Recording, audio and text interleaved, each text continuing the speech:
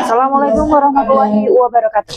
Pemirsa, News Kakak Media kembali hadir menjumpai Anda dengan menyajikan informasi serta liputan menarik yang berhasil dirangkum oleh tim redaksi bersama saya Eva Dwi beserta tim yang bertugas. Inilah News Kakak Media selengkapnya.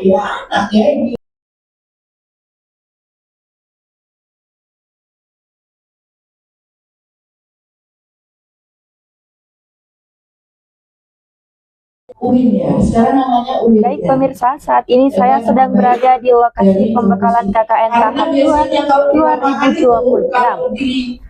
Acara ini bertempat di gedung auditorium lantai 4 Perpustakaan UIN Syekh Wasil Kediri yang berlangsung pada hari Kamis tanggal 18 Juni 2026. Bisa dilihat di belakang saya pemirsa, acara berlangsung dengan sangat hikmat dan terlihat juga para perwakilan peserta KKN sangat antusias dalam mengikuti acara pembekalan ini.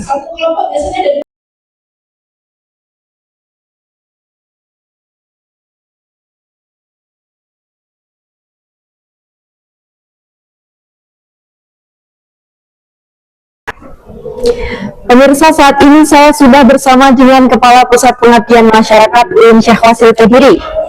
Selamat siang Bapak. Selamat siang. Dengan Bapak siapa? Dengan Bapak Setiawan.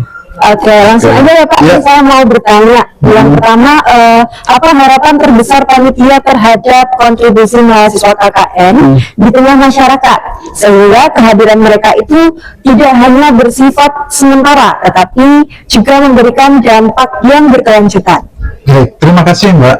Jadi program KKN kita tahun ini itu melanjutkan dari program-program yang tahun lalu, sehingga dengan hadirnya mahasiswa KKN di desa dan di kelurahan itu kita berharap setiap program yang dicanangkan itu akan benar-benar memberikan dampak nyata kepada masyarakat. Nah, implementasinya bagaimana? Nanti pada saat mahasiswa itu datang ke lokasi, dia harus koordinasi dengan pemerintah desa maupun kelurahan yang ditempati, sehingga harapannya dengan terjalinnya komunikasi koordinasi yang baik antara kelompok mahasiswa dengan pemerintah desa dan kelurahan, itu nanti program yang disusun oleh mahasiswa akan benar-benar sesuai dengan kebutuhan masyarakat setempat, sehingga program yang dijalankan itu akan benar-benar berdampak, sehingga tidak hanya berbicara soal teori saja. Hingga nanti kalau sudah ada komunikasi yang dijalin dengan pihak kelurahan, pihak pemerintah desa, nanti program kerjanya bisa benar-benar dapat dirasakan, dan kita harapkan nanti programnya itu berlanjut. Tidak hanya KKN ini sebagai acara seremonial setiap tahun, tetapi dengan hadirnya mahasiswa KKN itu nanti bisa membawa perubahan di wilayah. Begitu. Untuk yang kedua nih Pak, di tengah berbagai tantangan sosial yang ada di masyarakat saat ini, nilai atau sikap apa yang paling ingin ditanamkan kepada peserta KKN melalui pembekalan ini? Baik, di dalam kegiatan KKN ini hari ini kita melaksanakan pembekalan ya, dengan jumlah mahasiswa 1.800 mahasiswa. Nah, nilai yang ingin kami tanamkan dalam pembekalan ini adalah pertama nilai sosial.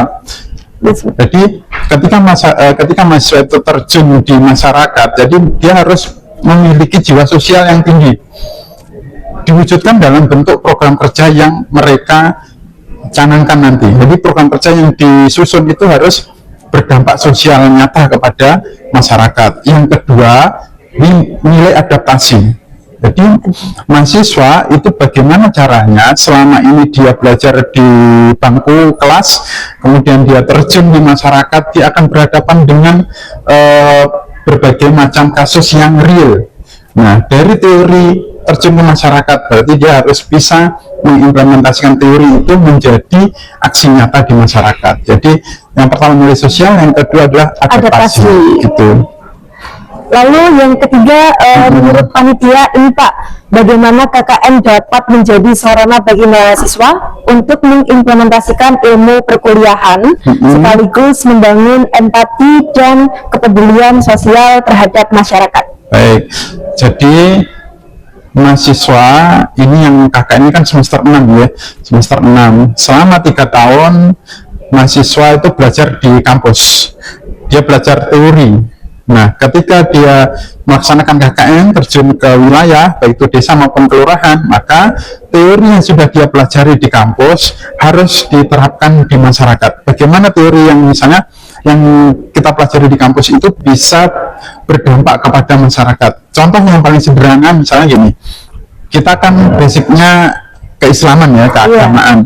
Di antara keilmuan yang kita miliki adalah terkait dengan, ambil contoh misalnya mengaji. Nah, seluruh mahasiswa kita itu kan pasti bisa mengaji.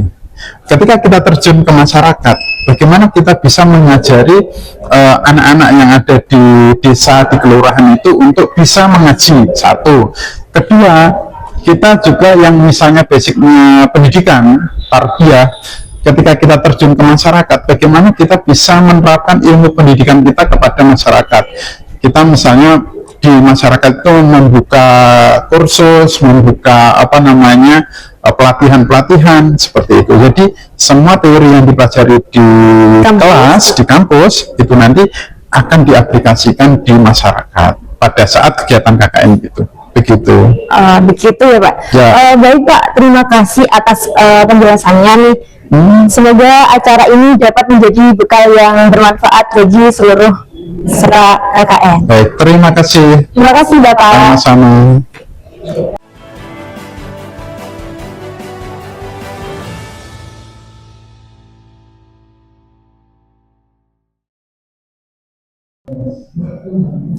Baik pemirsa, saat ini saya sudah bersama dengan salah satu perwakilan peserta KKN tahap 2 UIN Syahwasil Kediri. Selamat pagi Kak. Pagi. Boleh disebutkan nama dan prodi apa Kak? Untuk nama adalah Mukamal dari Prodi Hukum Tata Negara. Oke, langsung aja ini ya, saya mau bertanya. Untuk yang pertama, apa motivasi terbesar Anda untuk mengikuti KKN dan hal apa yang ingin diberikan kepada masyarakat selama pelaksanaan nanti? Oke, untuk motivasi kurang lebih adalah ingin membawa perubahan, entah itu nanti di desa yang saya tempati atau bahkan memberi ilmu ke teman-teman yang di luar desa yang saya tempati. Untuk hal yang ingin dibawa ketika KKN adalah paling tidak bisa kita membawa suatu perubahan persoalan-persoalan yang ada di tengah masyarakat, terutama apa yang kita nanti pernah kita ketahui waktu kita menjalani perkuliahan. Oke, untuk selanjutnya setelah mengikuti pembekalan ini, pelajaran apa atau pesan apa yang paling berkesan dan akan diterapkan pada saat berada di lokasi KKN tersebut? Baik, selama pembekalan ini dari tadi pagi itu setelah ada 2 narasumber yang menjelaskan beberapa hal, mungkin yang sangat ingin kita implementasikan kemudian waktu KKN adalah terkait masalah pengolahan limbah sampah. Terus yang kedua adalah pendekatan yang subjektif kepada masyarakat mengenai bagaimana kita tetap menjaga suatu kerukunan yang bagaimana itu merupakan cita-cita kita bersama. Untuk selanjutnya, ini yang terakhir nih Kak, apa tantangan terbesar yang mungkin dihadapi selama KKN dan bagaimana solusi untuk mempersiapkan diri untuk menghadapi tantangan tersebut? Baik, untuk tantangan untuk kita KKN adalah yang pertama paling pasti adalah kita masih belum tahu Posko. terkait dengan posko, terus ya kultur di masyarakat seperti apa. Itu juga yang menjadi tantangan bagi kita. Jadi kita tentu harus memberikan pendekatan-pendekatan yang sekiranya dapat memberikan gambaran besar kita, terutama kelompok saya, seperti apa desa itu kulturnya, lalu kita mengarahnya itu ke bagian yang mana. Jadi kita terlebih dahulu mungkin nanti akan dilakukan survei-survei sebelum kita melaksanakan KKN. Cukup Kak, itu aja. Oke, baik, terima kasih Kak atas waktu dan informasi yang sudah diberikan. Semoga pelaksanaan KKN nanti berjalan dengan lancar dan membawa manfaat bagi masyarakat maupun mahasiswa. Selamat bertugas ya Kak.